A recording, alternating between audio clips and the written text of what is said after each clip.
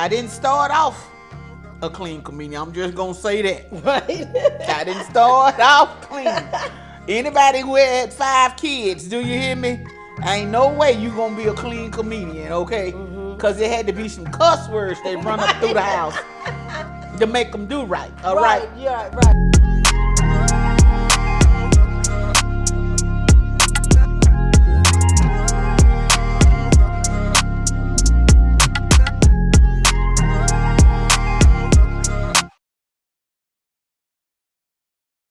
Hello, my name is Jerri Orr, and we are here with Mere Motivations. And Mere Motivations, we talk about people overcoming trauma, triggers, and triumph that have success stories of getting them from one place to another. And we thank you for being with us today. Today we have none other than Trisha Rutledge, Miss LOL, my girl, the clean comedian.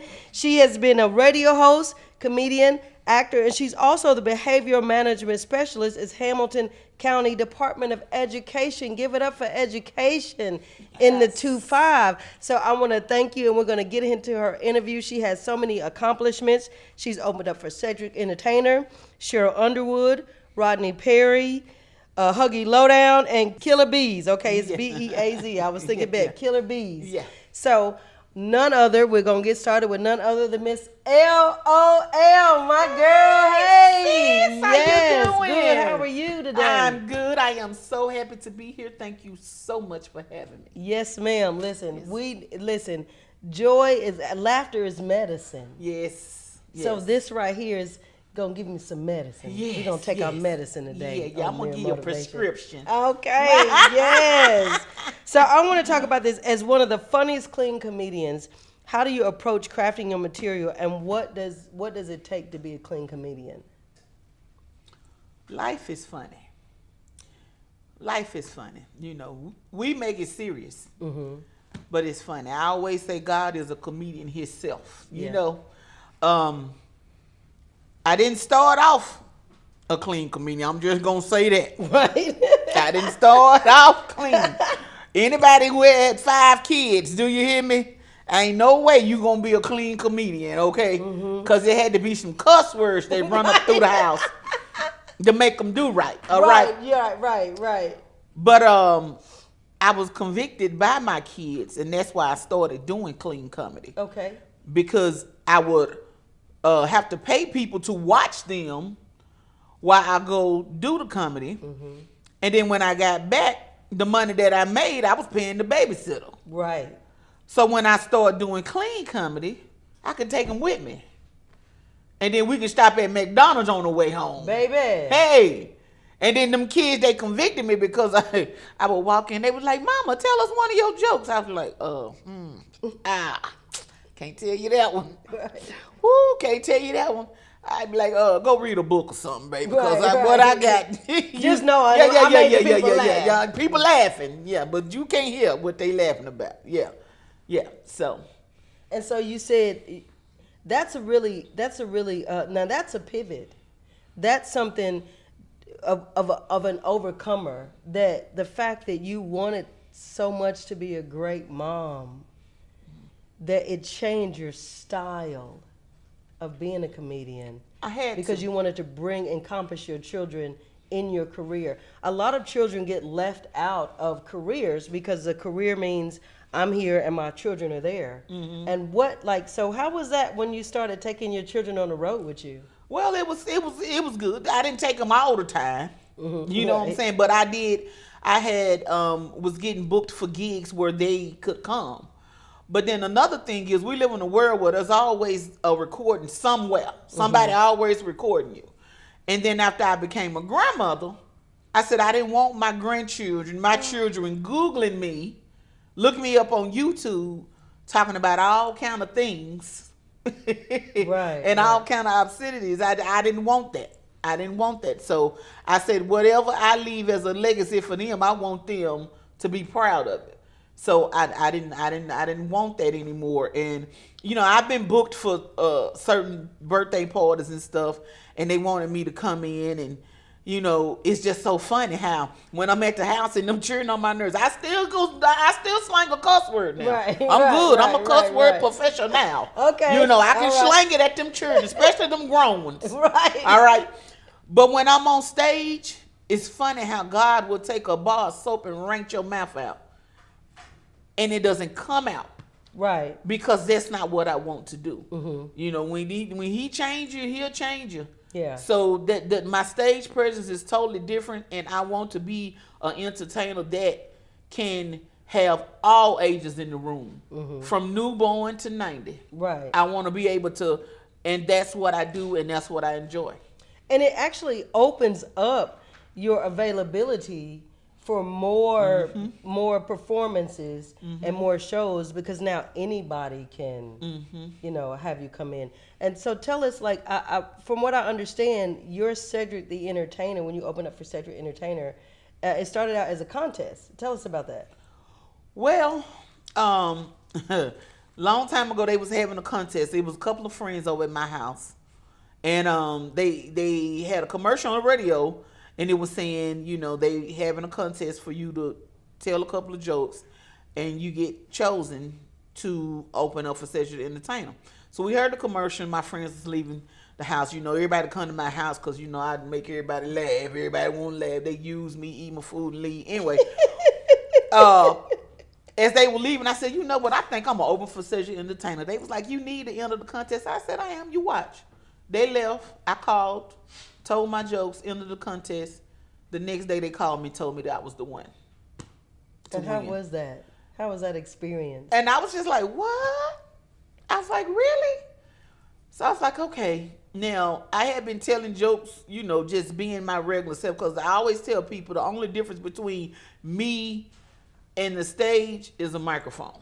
Okay. Because this is all I do. This is my personality. This is just who I am. And so when that happened, I was like, you know what? I'm really gonna do this. And so, it was just a normal experience to me, but it was just, the difference is I was on stage, and to me, because a lot of people are starstruck. You know what I'm saying? Right. I wasn't starstruck. I don't know this man. You know what I'm saying? It's Cedric the Entertainer. But I really wasn't starstruck. But what really got me is, as I came off the stage, he greeted me. And then when he greeted me, I was like, they was like, Cedric don't come out of the dressing room for nobody. Okay. He gets dressed. And then until he's dressed. And he said, I heard the crowd and I had to come up here and see who was making these people laugh. And I didn't realize the volume of that until years later. Yeah. When I heard that they said Cedric never leaves the room until then. But when he approached me and said that to me, and he told me, keep going, I hear that voice every time I get ready to go on the stage. I hear him telling me to keep going, to keep doing my thing. Don't stop. And his voice has been in my head for 24 years. Yes. Every time I go on the stage. Yeah. So, like, was that the beginning? What made you, at some point in your life, what made you say, you know what? I'm going to be a comedian. What had happened was, people started paying me. Okay. Getting them bags. They started giving me a little change. You know what I'm saying? And EPB was sending the bills still in my mailbox, and the bills was coming in, and they say, I said, so people gonna pay me to be me on the stage? Run it. Let's run it. And so that's what happened, and I started doing that. Because to be honest, I never wanted to be a comedian. Really? No. But you're so good at it. I didn't choose comedy. Comedy chose me. That's great. Yeah. I didn't choose comedy, so that's how I know I'm on assignment by God. Because this is not what I wanted. They said if you want to make God laugh, tell him your plans. Oh, he up there belly rolling. Do you hear me? He belly rolling for me. Because I'm going to tell you what I wanted to be. I wanted to be a nurse in the Navy. Really? That was my dream. I just want to wear that white uniform. I want to feel pure. I wanted to wear the hat and the little skirt and the white stockings. I promise you, that was my dream. And in the Navy. In the Navy. That's what I wanted to do. Be out there on the little boat in the little uniform and all of that stuff. And then it just didn't happen for me. But they tell me, because, I love to help people. Right. You know what I'm saying? I love to help people. So they say, you still a nurse. Mm-hmm. The stage is your hospital. And laughter is medicine. Yes. So I'm still helping people. I'm just doing it in a different way. So how do your kids see you as a comedian? Like, what do they, like, I know when they support you and they come out when you do, how does that help your family just bring joy into the family with having a mom as a comedian? They really don't even look, they just, what really gets them is when I'm out somewhere and people approach me, and that's when they really see it, because they're so used to me just being crazy. They just used to me just acting. And to be honest, the apple don't fall too far from the tree. All of them are a little special here. All of them a little touched. Yeah. And then especially the youngest twin, he has ADHD. Okay. Yeah, and he real special, because that ADHD stand for anything damage, he done it. Oh, now. No, I ain't never heard that. Yeah, that one right there. So, it's we just fun. We get together, we have fun, we laugh, and it's a house full of comedians. Mm-hmm. It's a house full of comedians. Yeah, all of them have their own personalities, and all of them funny in their own way. Every last one of them. Now you said your first set of twins. My youngest, well, I have 2 sets of twins. 2 sets of twins. Yeah, I have 5 boys. My oldest one is 31, and then my oldest twins are 28, and my youngest twins are 27. So I had twins back to back. I had my first twins in January of 97. No, 96. Look, see, you see what I'm saying? We have all them cherries. We have all you them forget cherries. the date. Years. You forget when it had them. I got a bunch of cherries, bunch of baby daddies. Right. I get them mixed up and crossed up and stuff like that. The first set of twins in 96, January of 96. And the second set in September 97. So I had 4 cherries and diapers at the same time. Yeah, I had like a baby daycare. Yeah, all by myself. I ain't had no employees or nothing. It was just me. Oh, wow. Yeah. Me and the Lord. Yeah. And he walks with me. He was right there. Jesus. So you had back to back, and then you had oldest one. And then it's like, and you were sitting there with 4 babies. Yeah, 5. I had 5. And then you had 4 5. babies. Yeah, then him. Yeah. Then he came. Yeah, he was the oldest. No, he the oldest. Oh, the single one is the oldest. Wow, isn't that something? Yeah, he was traumatized. Because every time I brought children home, I brought He's 2 like, more. how you coming with 2 sets? He He said, don't do this again. Hey, listen. At the daycare, they told him to draw a picture of his family. He had one of them big 11 by 12. He drew a whole bunch of people across the paper. They said, who is all these people? They said, my brothers. They said, your brother. He said, I got too many. I got too many brothers. Too many. Yeah, because every and time all I boys. came, I brought 2 more children, and he was just so confused. He was confused. I traumatized my son. Yeah. Mm-hmm. And I really respect moms. I have a lot of respect for moms, and working moms and career moms, and especially single moms. They don't get enough credit for working. And how do you balance family and career? How did you coming up, and even now, balancing that family and career, because they're close knit and they're close with you. So how do you balance that? It was hard. Sharing them and them sharing you with the world. Yeah. It was hard. I ain't gonna say, people say that must have been awful, this, that, and the other. I went through some hard times, because we didn't grow up with no silver spoon in our mouth. Yes, ma'am. Everything I got, I had to work for. I used to work every summer and buy my own school clothes and stuff like that. Mm-hmm. You know what I'm saying? It was hard. It was real hard. But when I had them children, God will give you a struggle mode. He'll put you in position. He's not going to give it to you if he's not going to take you through it. Yes. And he gave it to me. I feel like I was chosen to do what I did, even in the manner that I done it. So raising them children, it was hard. I remember I didn't have a car. And I had to ride 7 buses a day to get to where I was going. I was in school full time. I was working full time. I was in college, and I lived in the projects. But I had to get up in the morning, carrying twins with my one son. I had to get him. I had to get on the bus, take him to the babysitter. But first we had to go downtown, get on one bus to go downtown. You get off that bus and transfer to the babysitter house. I dropped him at the babysitter. I had to go back out the door, go back downtown, catch another bus, and get off that bus and go to school. So I was in school full time in college. Once I got out of school, I caught another bus downtown, got off, went to work at the Better Business Bureau. When I got off work at the Better Business Bureau, I caught another bus back up to the babysitter. We would go back out her door, catch a bus back downtown to transfer to our house in the project. I did that for about 5 years. That is After the having the definition of baby- the struggle is real. Yeah. You have to do what you gotta do until you can do what you want to do. Mm-hmm.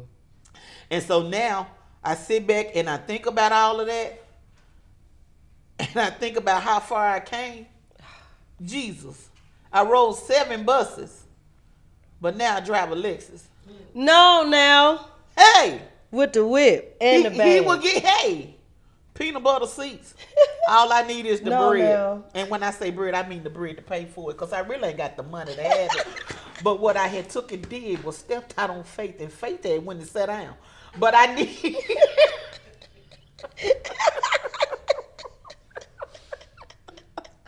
so I'm glad you got me on this show so we can blow up and y'all can Let's I blow can borrow a up. little Yes, change or something, just a peanut little butter change. seats for everybody. Yes, everybody. Everybody get peanut butter seats. I'm telling you. So it was hard, but I made it through. I look back and it was some times that I was like, I really did that. I really did that by myself. Now it was hard. I lost a couple of them in the store sometimes. I really did. Seriously, I did. You shout their names. Too late. They grown now. CPS, y'all cannot come get me. Okay, no. Too late. Yeah, but I found them and and stuff. But it was hard. But I mean, like I said, I made it through, and they're grown now, and they can sit down and tell you some stories they sell. You might need to interview them, all 5 of them. I bet you they will say that my mom is an amazing overcomer and we're proud of her. That's what they tell me, and that's why they think I wear a cape. Okay, it gotta be a strong cape, because for me to fly, it had to be real strong. But bumblebees fly. So go ahead. Yeah, but they are amazing boys. I say all the time I beat statistics, because I have 5 boys who are all graduated, baptized, and never been to jail. That is a big accomplishment. Yeah, because I used to run up on them when they were asleep. I used to beat them in their sleep.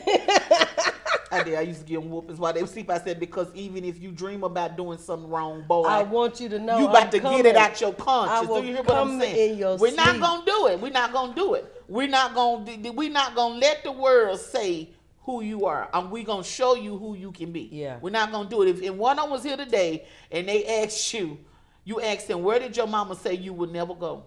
They would tell you 601 Walnut. You know what that's the address to? The jail. Mm-hmm. When they were little, I put that in them, and I told them, that is where you will never be, because I'm not going to allow you to go there. So I thank God that he gave me the strength to do that, and then I was able to use comedy and jokes to feed them. Yeah. I helped pay college tuition with it. It was a lot of things, and with them, it's comedy just with them by itself. Mm-hmm.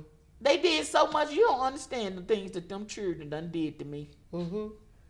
Some of the jokes I told getting on stage was about them, and this is a true story. Yeah, tell us. This is a true story here. Uh-huh. When them children were little, we was at the Target.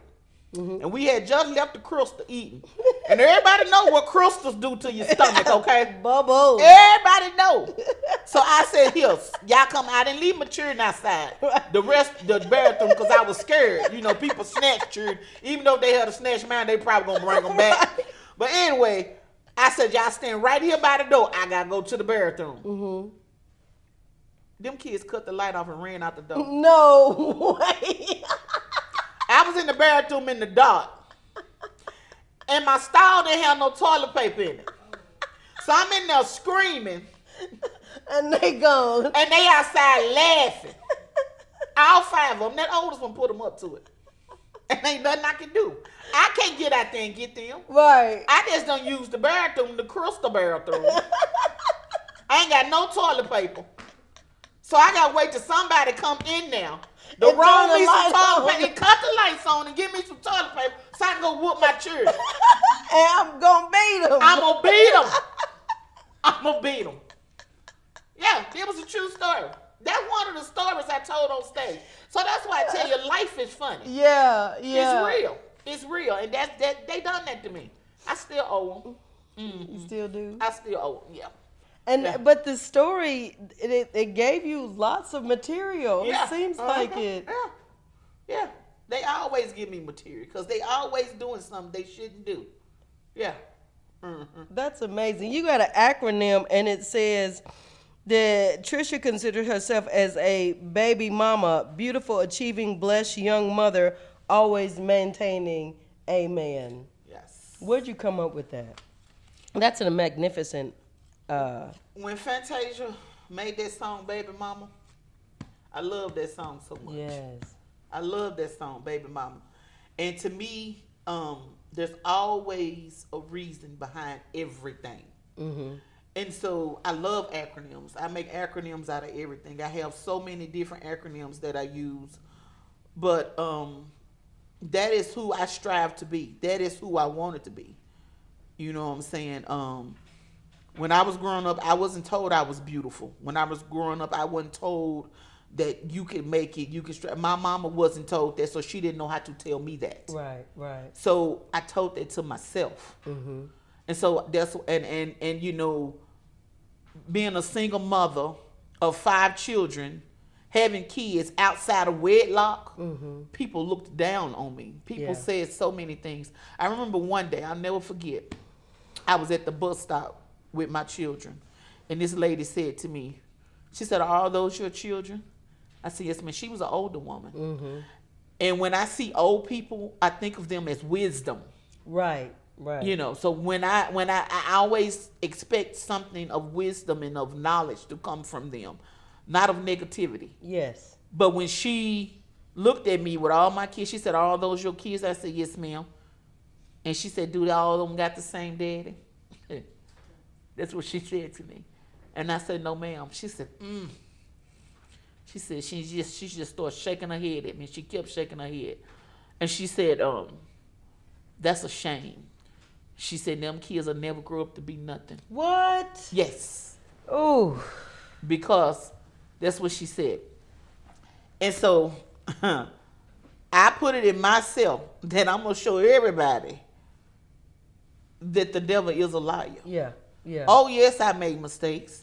Yeah, I was a single parent of 5 boys and got 3 baby daddies. But God used me. He gave me a gift to go inspire, encourage young girls who was told things just like I was told that day on that bus stop. Yes. And not only did he want me to go tell them, he want me to do it through laughter. Yes. He want me to show them, yes, you made these mistakes, but girl, keep on laughing. Keep on smiling. Keep on going. It's okay. Mm-hmm. And it's okay. You know what I'm saying? Because them baby daddies, I won't just say, it shows you don't let nobody make no fool of you. That's why I got 3 baby daddies. You act a fool on me once, I'm going to jump on over to the next one. You can play games with somebody else. You can play games with somebody else. You know, that's what had took and happened. And the twins came from my side of the family because we got a bunch of them. Oh, do you? Oh, yeah. My mama had 3 sets of twins. Wow. My niece has 3 sets of twins. I have 2, and my other niece has. So it's just twins. If you can't count by 2s, you can't be in that family. Yeah, it's just simple as that. And you know, children are not a mistake. And that's one thing. Yeah. When you were saying that lady at the bus stop judged you, are these all your children? Mm-hmm. I mean, there were times my mother, my grandmother at the time, you know, they had 8. Mm-hmm. And my dad came from a family of 10. Mm. And so back in the day, like, we had there were large numbers of children that come out all the time. And children are a blessing.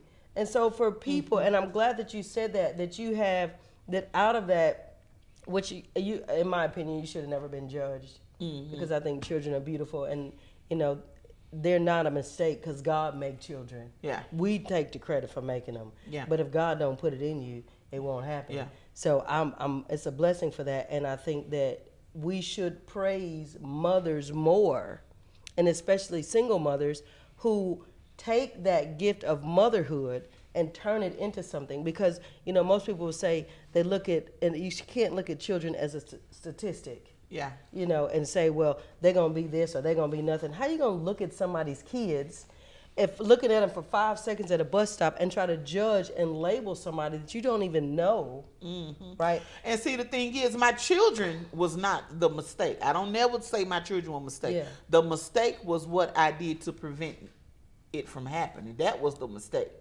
Because it got too good to me. But you know listen, what I'm saying? we all here. Yeah, Listen. that was the mistake. Not knowing when to stop. That's what I'm saying. But the kids was not the mistake. So nobody could ever say to me that my children, they wasn't a mistake. And they should I was never. chosen. Yeah. I was chosen to be their mother. Yeah. They are special. They are special children. When I say special, they special. They special in more than one way. And so that's why I said I love the fact that I can come off stage and young girls come up to me and tell me I can relate to everything you're saying. Yeah. And that's the ministry in yes, and that's why I do it. And that's why I continue to do it, because if I can help somebody else with what I've been through, that's why I'm so transparent with anything that I've been through in my life. Because you don't know who you helping. Folks don't understand everything that done happened to you. It ain't for you. It ain't for you. Everything that you done been through and you overcame is for you to tell somebody else. For you to help somebody else. What I learned in 2020 with 2024 that oh baby, in 2025 that I sure know, it's 2 words. It's 2 words that have been one of the most rudest words in the world, but it has blessed me so much. Okay. And that is shut up. No. I'm going to tell you why. Because you got to shut up to who you tell your stuff to. You got to shut up. I felt that right here. To you, because what the problem is, we reach out to the wrong people. We reach out to folks who ain't even been through what we've been through. How you gonna help me with what I'm going through if you ain't never been through it? And I don't care who it is, be it your preacher, right, your first lady, come on, the baddest deacon at the church, the baddest sister, mother, cousin, whoever it is. Right. If they ain't been through what you've been through, they can't help you with it. That's right. So we reaching out to people, telling them to help us with things that they don't even know about. They have no clue. They can sympathize with you or empathize with you, but they ain't walked through it. Yeah. They ain't put the shoes on and ran in it, so they can't help you with it. So sometimes you just gotta shut up and just tell your stuff to God and leave the rest of it alone. Boy, I be so quiet. Boy, people think I'm deaf mute now. They do not. When stuff be happening, I be just having to shut up. I be like, I ain't gonna say nothing. I gotta be quiet. Now, around certain people, right. You know me, I'm gonna run my mouth. But sometimes people you're comfortable with and trust. Yeah, you can't tell your stuff to everybody. You gotta keep it. You gotta shut up. You hear what I'm saying? I'm telling you, them been the most blessful words to me that I learned in 2024. And I used to have to run laps for that when I was in high school. You say shut up, the teacher make you run laps. No. Yeah, I ain't never said because I can't run. Yeah, my thighs don't allow me to run. They get to arguing with each other. So I didn't never say shut up. I was just always a good little girl. Yeah. I wanted to say that, it's so important. And when you were saying that a lot of times, because even in the material that you use, how has using your life lessons as comedy maybe open you up for criticism, and how have you handled that? Because, as a comedian, like you said, you use a lot of your life history or life stories, good or bad, and you turn it into something great by comedy. Have you ever been criticized by your life stories using it as comedy, and how's that affected you? Oh, yes, ma'am. Folks will come up to you and say, you shouldn't say that on stage. oh, you shouldn't say that on this. You shouldn't. I'm like, who is you? You ain't got no heaven or hell to put me in. You can't tell me what I should and shouldn't say. I do a joke about my girdle. Okay. You know this. I jumped off the dresser to get in this girdle. Okay. You know what I'm saying? This ain't nothing but a 2-hour girdle. Ain't got about 15 minutes left in it. That lady told me you shouldn't say stuff like that in the church. I was like, why? Don't all of y'all wear girdles in the church? All of y'all got girdles on under them usher uniforms. And you gonna tell me I can't? What's wrong with saying girdle? The whole body set. Yeah, you know what I'm Straps saying? and all. I know everything. You done had your little grandson come in there and help you pull it on. And you zip it up. But you gonna tell me I'm going to hell for saying girdle? Yeah. In the church. Yeah. I said, come on now. Find you something else to do. It's a whole lot of things to do. You know what I'm saying? Go get them naps off the back of that wig back there or something. Then you gonna worry about me what I'm saying. You ain't tuck it in. Yeah, tuck it in. You need to put a little color on it or something. Do some eyeliner and touch it up back there. Pull it down in the back or something. But you got something to say to me. You know what I'm saying? You need to fix yourself before you come to me. Oh, God. You know what I'm saying? So I'm just saying, yeah, a lot of people, but I don't really care. It doesn't bother me. Yeah. For the simple fact that I know who I'm on assignment for. My comedy is for the glory of God. Yes. It's not for the glory of man. That's right. So when I do my comedy, that's who I'm doing it for. And he gives me what I say. I pray every time before I hit a microphone, the stage. I pray before I sit in this chair with you. Yes, ma'am. Yes, ma'am. Every time I say, give me what you want me to say, God. And when I get up there, that's who it's coming from. So you cannot tell me. That's why I don't cuss on stage no more, because that cussing don't come from God.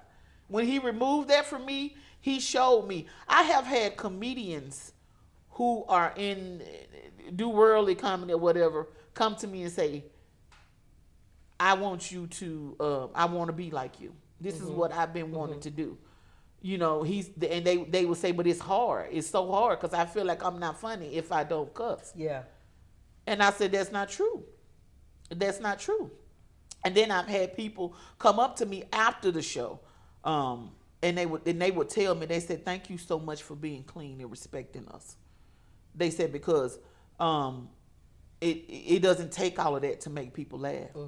I've been the only clean person on the docket at one time where, you know, everybody else is doing all this comedy, but then I the one that got the standing ovation. Because you just have to be you. You have to, you know, whether you telling about your life or whatever, you have to know your crowd. You have to know who you are and just be you. And you ain't got to care about what nobody else say. I ain't caring about what you say about me, because whether you laugh at me or not, my check gonna stay the same. It ain't gonna change the numbers on it. It's gonna come, because it's the check and the money that God had told them to send to me. So I don't care what you think. Because your blessings come from God. What you said. And if I'm touching the people, and if they're telling me thank you, and because I was transparent and I told them about my food stamps that I had in my EBT card, the eggs, bacon, and tomato card, and all of this stuff that I had. I got beans, greens, hey, tomatoes, all that. And I ain't like them people. I ain't buy no scrimps and lobsters with my EBT card. I didn't do that. You didn't do that? No, I didn't do all of that. I kept it simple because I had 5 children. We had to stretch it. Yes. Oh, yes. And 5 boys to feed. Yeah. Oh, greedy. Eat everything. Yeah. You open my refrigerator, you can see the people next door. That's how empty. We have no food. They eat it as soon as you get it. Eat it. And so before I got it out the car to get it in there, the bags would be empty. They just greedy children, just greedy. Still is. And such a blessing to have you as a mom, I'm sure, man. So I want to ask you, what has been your most memorable performances, and what's made it so special? You know, I've had the opportunity. I've performed at the Apollo. I performed in Hollywood. I even got to be in a short film that John P. Key was making. I performed in Vegas. I've been in a lot of places. And people would think that those are my biggest shows. You know, oh, that's amazing. Yeah, because Apollo, everybody want to rub the wood. Yeah, they tell you that if you can perform at the Apollo, you can perform anywhere. But to be honest, those are not my biggest shows. My biggest shows is when I get to touch people who really need laughter. I performed in jails for women. I performed in jails for men. I performed in homeless shelters. And yesterday I had a show. On my way here, it just dawned on me. I performed for a lady who turned 50 years old, who didn't think she was going to make it to 50. Oh. Because she's battling a kidney disease that she's been battling for a long time. So her daughter hired me. She said, I want my mama to belly laugh. Oh, I haven't seen her belly laugh in a long time. Those are my biggest shows. Mm-hmm. And I said, God, you chose little old me. Well, not little, big old little old me. Hush. Yeah. To perform for these people in milestones of their life. Mm-hmm. This lady's turning 50 years old. She thought she wasn't going to make it there. But they chose me. Yes. To be the entertainment for her. That is big to me.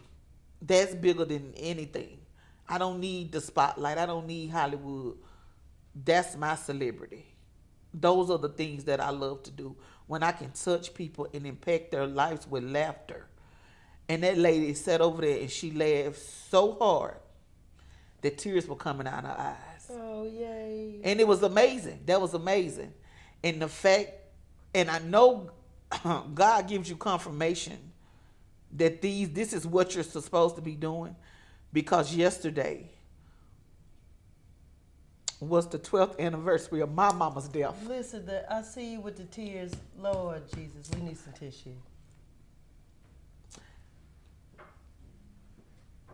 But God gave me the strength to give laughter to everybody else. So that's my big show. Mm-hmm. I'm sorry, I didn't mean to do that. No, it's okay. We're gonna get you some tissue. But yeah. But that's amazing that for that milestone, that moment in your life, yeah, that you were able to bring joy to somebody else's mother on the milestone of your mother's anniversary. I was doing what Mama told me. Mama told me never give up. She said that. She said, don't give up. Don't ever give up. And I haven't. And I haven't. And it was just a blessing to be able to bless people. That was my second event. I had 2 events yesterday. And God kept me busy all day yesterday where I wouldn't be down and I wouldn't think about that. And that's one of the biggest gifts of doing what I do. Wow.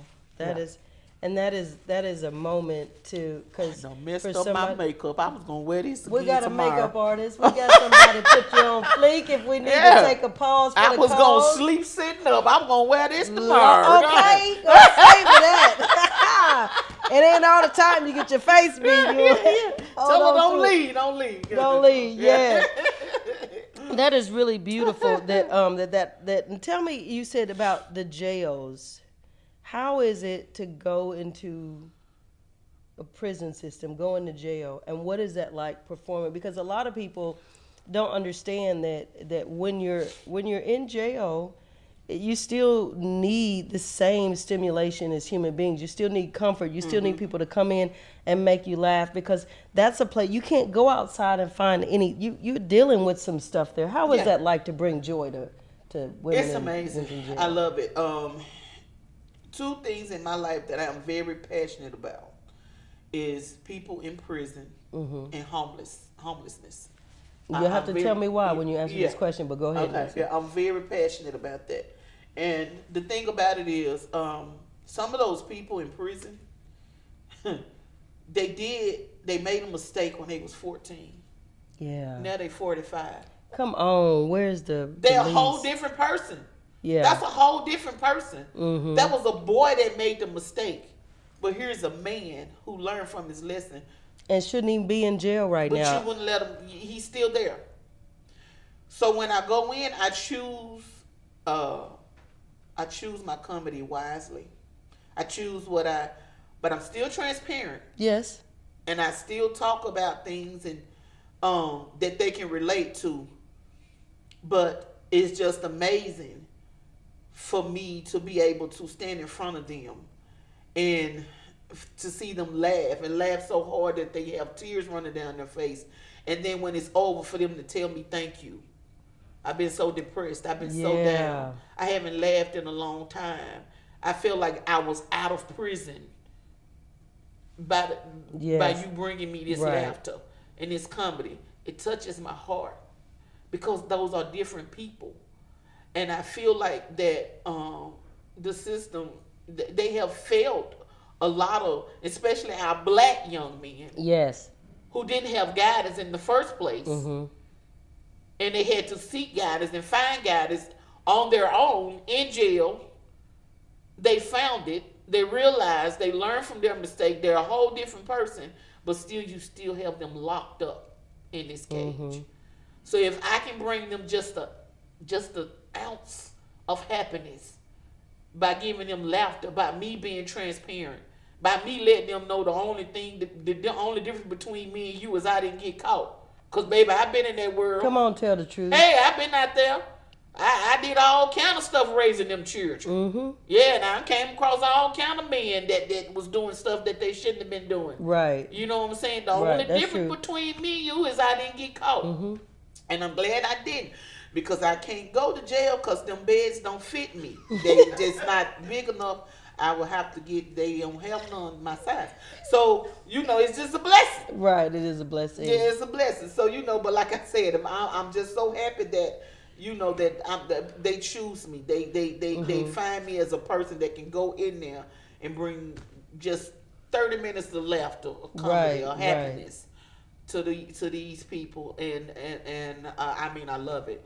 And I'm praying that I get to do more of that. Yeah. This year. Yeah, that'd be great. I really want to do more of that this year.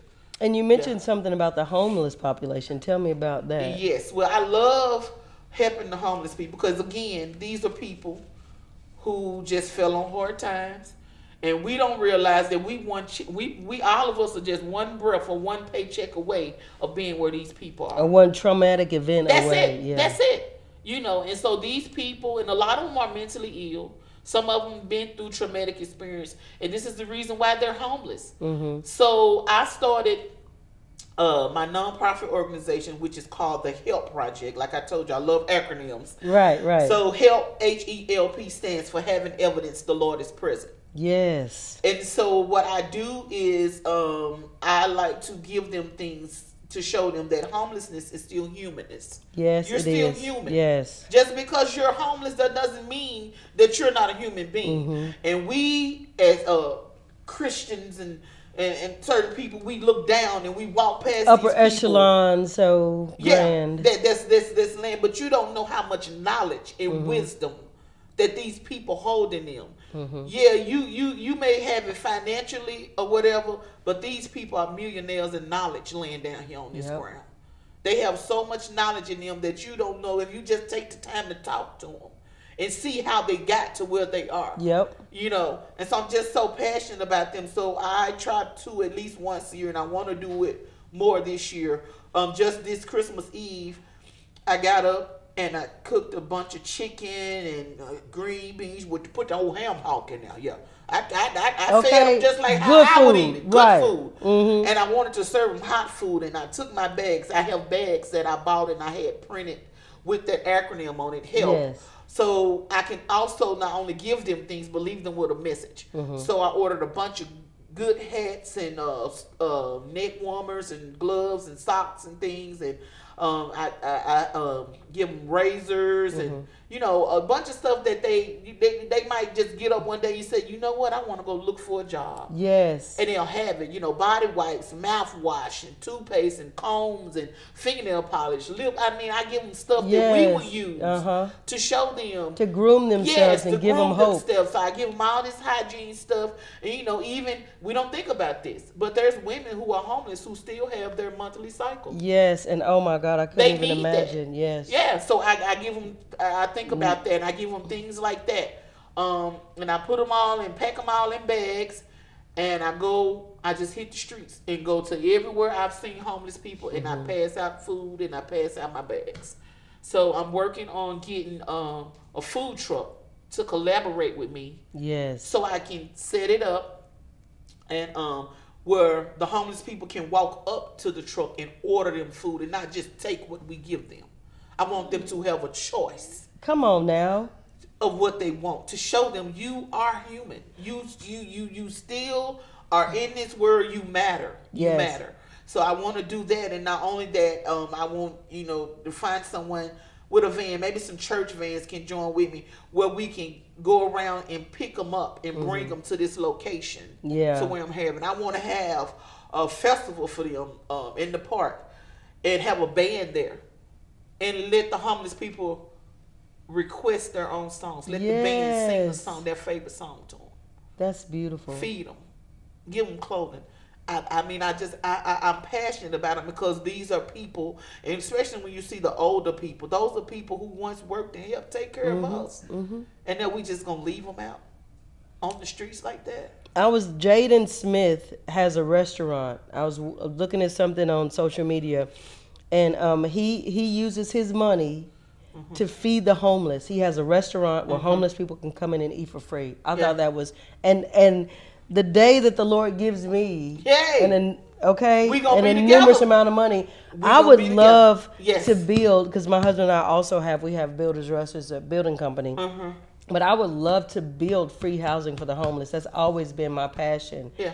To be able, and even some of this buy up property, where you can buy up this vacant property, it's condemned and nobody's using it. If nobody's using it anyway, then house people in there, give homeless people somewhere to go, to give them resources to get back on their feet, because a lot of things that you don't have, like you said, traumatic lives, or they probably get divorces, or there's a lot of teen population.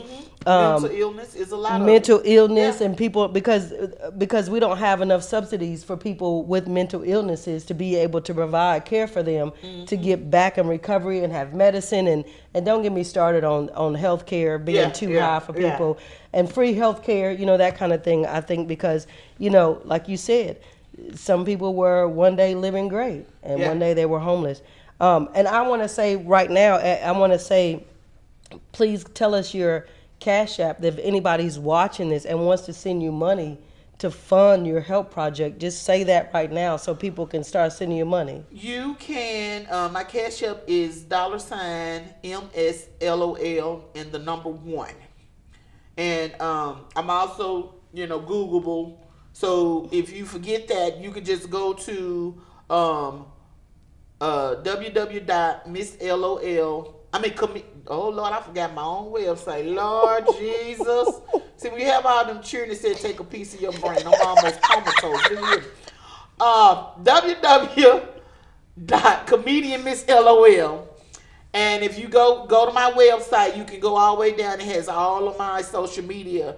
And you can always email me, or and I take donations. You don't know how everything because folks, I ain't giving them no money. She probably gonna get her nails done with it. You know how folk here, they don't be want to give. Yeah. But you ain't got to give me money. You can just buy the things on the list, and I will pull up and pick it up. Do you hear me? I will pull up. I will come where you are and pick it up. Pull up on ya. That's what I will do. Yes. I just stack all that stuff in the back of a little Lexi, and we come. Yeah. I think that's a great cause. Yeah. I think that's a great cause. I want to ask you this. What was it like performing your I Have a Dream speech for the Martin Luther King NAACP banquet? That was, it was amazing. Because I remember when I came up with that speech, this lady, I don't know, her name is Magic. She is one of the big radio hosts down in Chattanooga, and she had a birthday party. And so she asked me to come do about 15 minutes at her party. And so I had been playing with that joke. And then I wasn't sure if it was good enough to use on stage. So her party, she's well known. She had like over 500 people there. And so I used it on that stage, and they loved it, and I've been doing it ever since. Well, when he came in town to the Ruby Hurley Awards, and he was there, and I asked the lady, I said, do you think I can just get about 5 minutes so I can do my Martin Luther King speech in front of him? And then she was like, wait, we'll see. Time was crunched or whatever. And so I asked her again, I kept, because I just wanted to do it. Right. And so before I did it, I was scared. I was like, I hope he's not offended by it, because a lot of people, like you said, have things to say about. And so I asked him first. I said, I have a joke that I do. I'm a comedian that is, tailored from your father's speech. I have a dream. Is it okay if I do it? Mm-hmm. And he was like, yeah. He was real cool about it. And so when I did it, I don't know if you've seen the pictures. He was back in his chair just dying laughing. Yes. He laughed. He thought it was hilarious. And afterwards, I got to speak with him and talk with him. And he was like, "You're amazing." He said, "Yeah, I'll have to get you down, to Georgia sometimes to do some stuff." And I was like, "Okay, take my number." They ain't called me yet. I'm still waiting. Because that was Martin Luther King the third. Yeah. She said he ain't called yet. Maybe this Black History Month he might run across Oh me. God. Yeah. So maybe y'all send him this clip. Maybe he might. He'll see us on Mere Motivation. He'll have a dream and hit you up on your Cash App. He can give to the homeless population. I don't know. Now I want to talk about your radio career as WNOO Glory 1220. How to prepare you for your work in comedy and acting, and being a radio personality. Well, I had been doing comedy already about 10 years before I started working at that job. Okay. And this is the funny thing. This is so crazy. Y'all don't want to. Y'all gonna think something wrong with me. But I was the tech. I would run the shows and everything when people came in, but I never wanted to talk on the radio.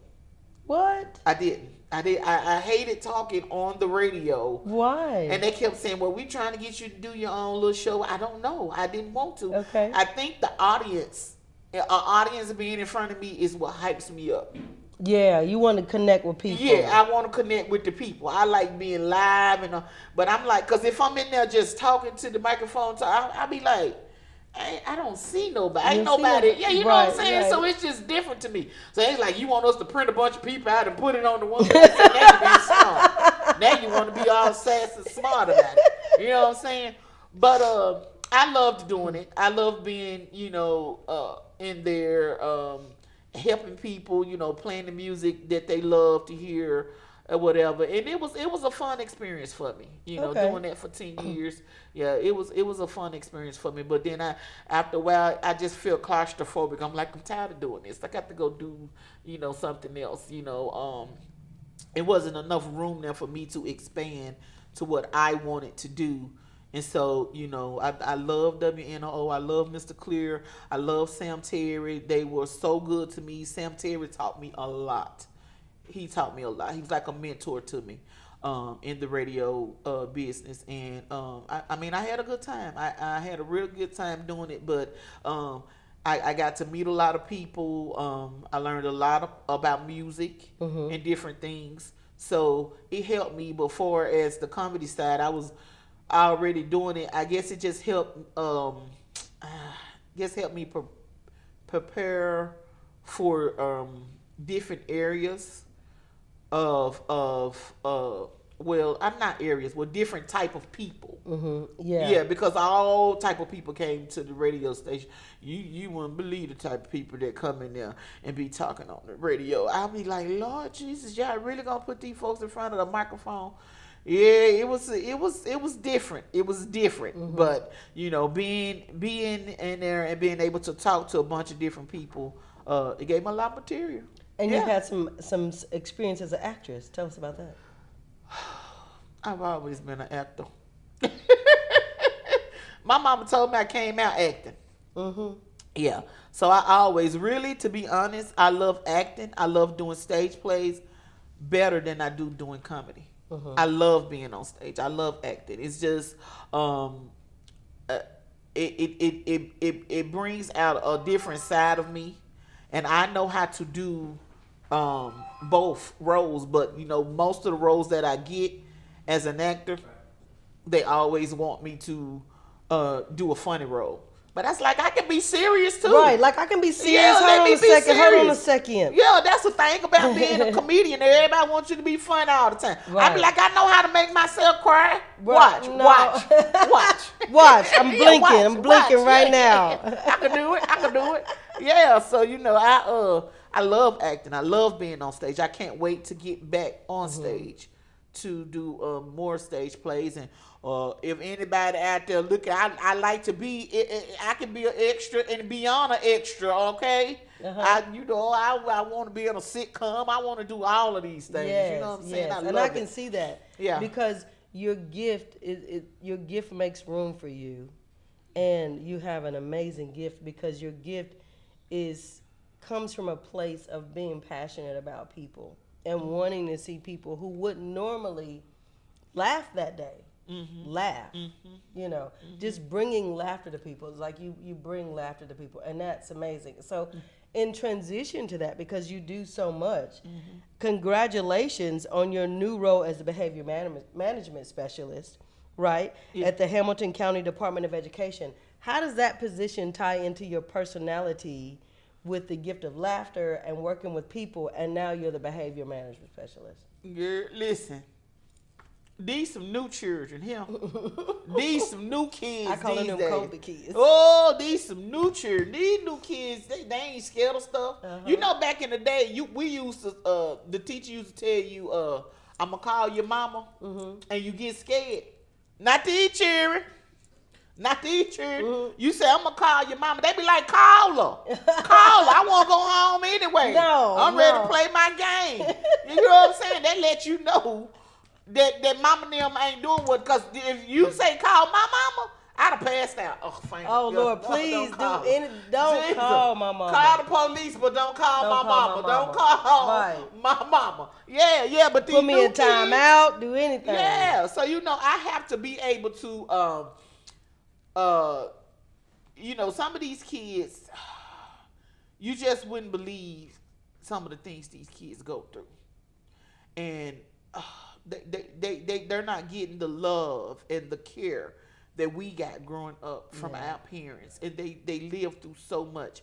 So being able to take the time to understand their feelings, to make them laugh, to touch into them, and then I'll tell you, they make me laugh, and they help me, more, sometimes more than I help them. So it's just I love the fact that I get to pour into these babies. I get to love on them. I get to help them. And the thing about it, the school that I work at is the school that my kids went to in elementary. No, really? Yes, it is. So they know you. They know me. So, some of the teachers are still there that went to my... So I went back to that school, and I apologize to those teachers. No, for my children. Yeah, especially the ADHD one. I told you, anything damaged, he done it. Oh, Lord. That little boy, yeah.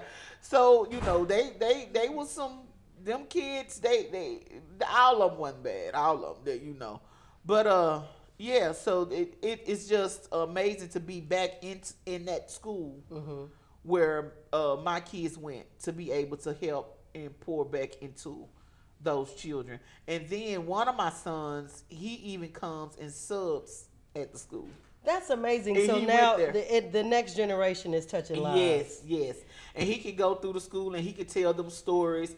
And there's pictures on the wall of him still there when he was a little kid. Oh, that's great. His pictures and stuff, yeah. Now that's leaving a legacy. It is. I love it. I love that school. I love the principles that we have. And I really love the fact that we are led by two women at the school. We have two women principals at the school, and they both are doctors. Okay. Hey! You better bring the doctor in the house. What you see? Well, I really appreciate Miss LOL. This has been an amazing interview. You have me cracking up laughing, but that's what you do.